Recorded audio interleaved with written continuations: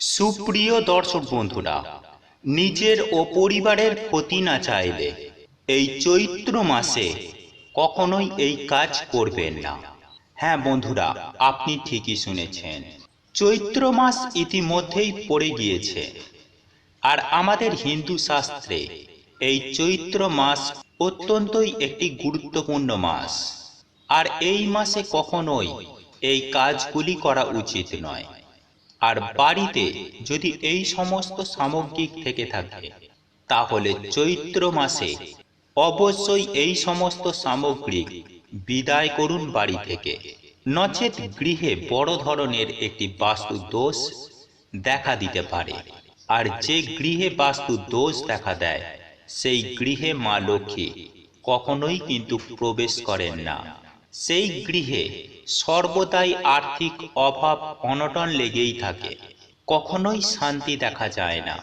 তাই অবশ্যই এই বিষয়গুলি চৈত্র মাসে কখনোই করবেন না, এবং বাড়ি থেকে এই জিনিসগুলি অতি অবশ্যই চৈত্র মাসে দূর করে ফেলুন।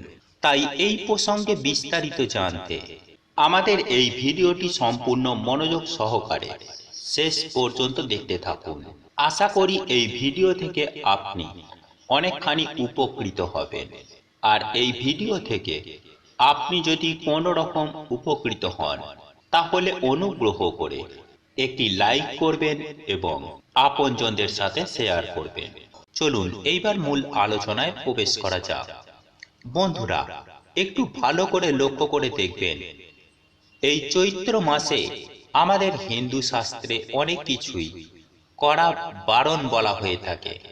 বিশেষ করে কোনো প্রকার শুভ কাজ বা ভালো কাজ করার ক্ষেত্রে এই মাস কিন্তু খুব একটা ভালো সময় নয়। কারণ শাস্ত্র মতে যে মাসের সংক্রান্তিতে সূর্যের সংক্রান্তি নেই, সেই মাসকে খর মাস বলে শাস্ত্রে গণ্য করা হয়ে থাকে। আর এই খর মাসে অবশ্যই এই সমস্ত জিনিসগুলি করতে নেই। প্রথমত, খর মাসে কেনাকাটা একদমই করতে নেই। তবে হ্যাঁ, কেনাকাটা বলতে এখানে নিত্য সামগ্রিক বা খাবার দাবার এই সমস্ত কথা বলা হচ্ছে না। এখানে যে সমস্ত দ্রব্যের কথা বলা হচ্ছে সেগুলি হলো গাড়ি, বাড়ি, জায়গা, জমি বা অন্য কোনো বিলাসবহুল জিনিসপত্র, যেগুলি মোটেই কেনা উচিত নয়। কারণ যে উদ্দেশ্য নিয়ে আপনি এই সমস্ত সামগ্রী কিনতে যাবেন, সেই উদ্দেশ্য পুরোপুরি ব্যর্থ করবে এই মাস। তাই ভুলেও এই চৈত্র মাসে বিলাসবহুল দ্রব্যগুলি কিনতে যাবেন না, এতে হিতে বিপরীত হতে পারে। বন্ধুরা, পরিকল্পনা আপনারা চৈত্র মাসে করতেই পারেন। আপনারা চেষ্টা করুন বৈশাখ মাসে, অর্থাৎ নতুন মাসে এই জিনিসগুলি বা দ্রব্যগুলি কেনার। দ্বিতীয় যে বিষয়টি একদমই করতে নেই, সেটা হলো এই মাসে আপনারা নিশ্চয়ই দেখেছেন কোনো বিয়ের তারিখ, উপনয়ন বা গৃহপ্রবেশের কোনো শুভ তারিখ কিন্তু এই মাসে নেই। যে কারণে এই মাসে বিয়ে, পাকা দেখা, উপনয়ন, গৃহপ্রবেশের মতো সমস্ত প্রকার শুভ কাজ করা কখনোই উচিত নয়। শাস্ত্র অনুযায়ী গ্রহ এই সময় শুভ কাজ করার ক্ষেত্রে অনুকূল থাকে না। ফলে এই সমস্ত কাজ করা থেকে নিজেদের বিরত রাখুন। তাই এই খর মাসে সূর্যের মকর রাশিতে প্রবেশের সঙ্গে মকর সংক্রান্তি যবে শেষ হচ্ছে, তারপরেই যে কোনো শুভ কাজ করতে হয়। তৃতীয়ত, এই মাসে নিয়ম করে পুজো পাঠ করা অবশ্যই উচিত।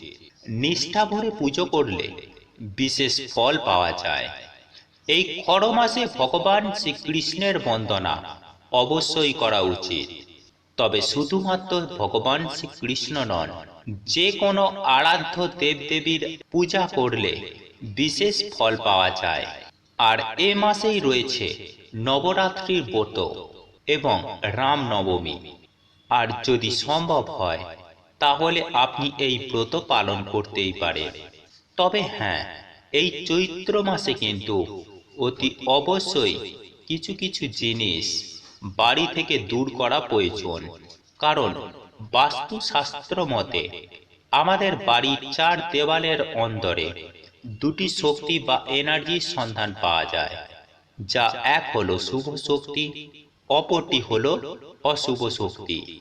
ভয়ের বিষয় হলো গৃহস্থের অন্দরে আমাদের অজান্তেই কিন্তু এই অশুভ শক্তির মাত্রা বৃদ্ধি পেতে থাকে। তাই নতুন বছরের শুরুতে চৈত্র মাসে অবশ্যই এই সমস্ত বিষয়গুলি বাড়ি থেকে দূর করে দিন, নচেৎ গৃহে একের পর এক খারাপ ঘটনা ঘটতে শুরু করবে। বিশেষত অর্থনৈতিক ক্ষতি হবার আশঙ্কা যেমন বাড়ে, তেমনি পরিবারের অন্দরে ঝগড়াঝাটির মাত্রা বাড়তে শুরু করে। শুধু তাই নয়, পরিবারের কেউ মারাত্মক রোগেও আক্রান্ত হতে পারে। এই চৈত্র মাসে অবশ্যই এই জিনিসগুলি বাড়ি থেকে দূর করুন। প্রথম বিষয়টি হলো ছিঁড়ে যাওয়া পুরনো কোনো মানি ব্যাগ।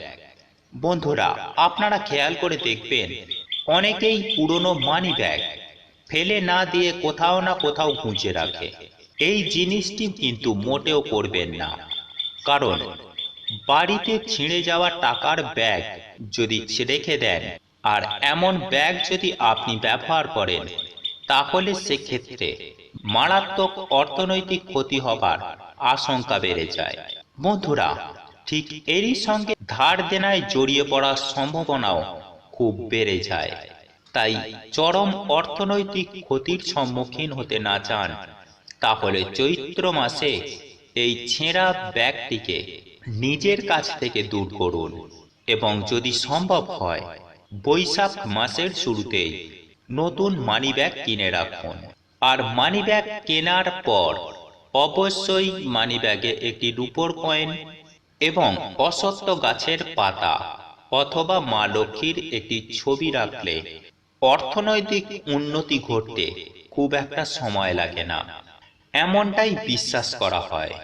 দ্বিতীয় যে বিষয়টির কথা বলবো, এটিও প্রবলভাবে বাড়িতে বাস্তু দোষ তৈরি করে এবং বৈশাখ মাসের আগেই কিন্তু আপনাকে বাড়ি থেকে দূর করতে হবে, বিশেষ করে এই চৈত্র মাসে। বন্ধুরা, বাস্তু বিশেষজ্ঞদের মতে ভেঙে যাওয়া বা পুরনো কোনো ইলেকট্রনিক্স জিনিস, অর্থাৎ যেমন ধরুন মোবাইল ফোন, কম্পিউটার প্রভৃতি যদি বাড়িতে থেকে থাকে, তাহলে অবশ্যই বাড়ি থেকে দূর করুন। না হলে গৃহস্থের অন্দরে খারাপ শক্তির প্রভাব বাড়তে থাকবে। এমন কোনো ইলেকট্রনিক্স দ্রব্য বাড়িতে রাখবেন না যেগুলি দীর্ঘকালীন ধরে অব্যবহৃত খারাপ অবস্থায় পড়ে রয়েছে। তৃতীয় যে বিষয়টির কথা বলবো, তা মারাত্মক অর্থনৈতিক ক্ষতি হবার পাশাপাশি একের পর এক সমস্যায় জীবনকে দুর্বিষহ করে তোলে। তাই আপনারা যদি এমনটা না চান, তাহলে বাড়ির কোথাও মাকড়সার জাল তৈরি হতে দেবেন না, কারণ শাস্ত্রমতে এমনটাই বিশ্বাস করা হয় যে বাড়ির এদিকে ওদিকে যদি মাকড়সার জাল জমতে শুরু করে, তাহলে টাকা পয়সা সংক্রান্ত নানান ঝামেলা মাথা চাড়া দিয়ে ওঠে এবং সেই সঙ্গে নেগেটিভ শক্তির মাত্রা এতটা বৃদ্ধি পায় যে মারাত্মক সব ক্ষতি হবার আশঙ্কা বেড়ে যায়। তাই সুপ্রিয় দর্শক বন্ধুরা, তাই অবশ্যই সুস্থ শরীরে আনন্দে বাঁচতে চান, তাহলে এই চৈত্র মাসে বাড়িঘর পরিষ্কার পরিচ্ছন্ন রাখতে ভুলবেন না এবং বাড়ির কোথাও মাকড়সার জাল হতে দেবেন না। এবং সর্বশেষে আমি আপনাদের একটি বিষয় বলবো যে চৈত্র মাসে কারো কাছ থেকে কোনো রূপ ধার যেমন নেবেন না, ঠিক তেমনি কাউকে ধারও দেবেন না, কারণ এমনটা বিশ্বাস করা হয় চৈত্র মাসে এই যে ধার বাকির কাজ, তা যদি করা হয়ে থাকে, তাহলে সেই স্থান থেকে মা লক্ষ্মী চিরতরে বিদায় নেন। তাই চেষ্টা করুন অন্তত এই চৈত্র মাসে ধার বাকির কাছ থেকে নিজেকে দূরে রাখতে।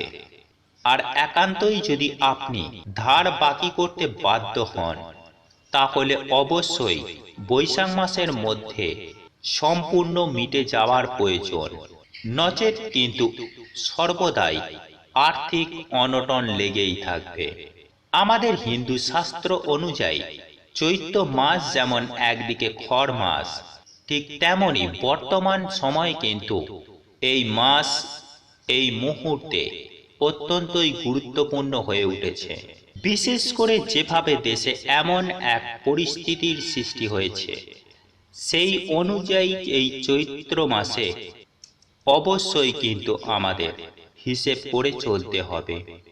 কখনোই কোনোভাবে অহেতুক বিলাসজাত দ্রব্য যেগুলি আপনার একদমই প্রয়োজন নেই, সেগুলি কিন্তু একদমই ভুলেও কিনতে যাবেন না।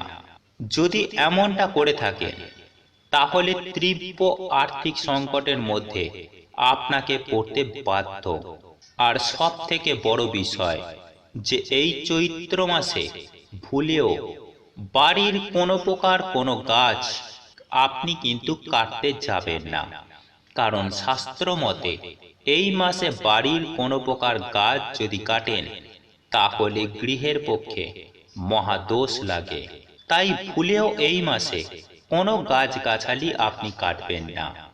তো যাই হোক বন্ধুরা, আমি সর্বশেষ আপনাদের একটি কথা বলবো যে এগুলি মানা না মানা, বিশ্বাস অবিশ্বাস সম্পূর্ণ আপনার নিজস্ব বিষয়। বন্ধুরা, আমি আশা করব আপনারা বিষয়গুলি ভালোভাবে বুঝতে পেরেছেন, এবং আপনাদের যদি কোথাও বুঝতে অসুবিধা হয় তাহলে নির্দ্বিধায় আমাদের প্রশ্ন করতে পারেন। আমরা যথাসম্ভব চেষ্টা করব আপনার প্রশ্নের উত্তর দেবার। ভগবান বা ঈশ্বরের কাছে প্রার্থনা করি আপনারা যেন সুস্থ থাকেন, ভালো থাকেন।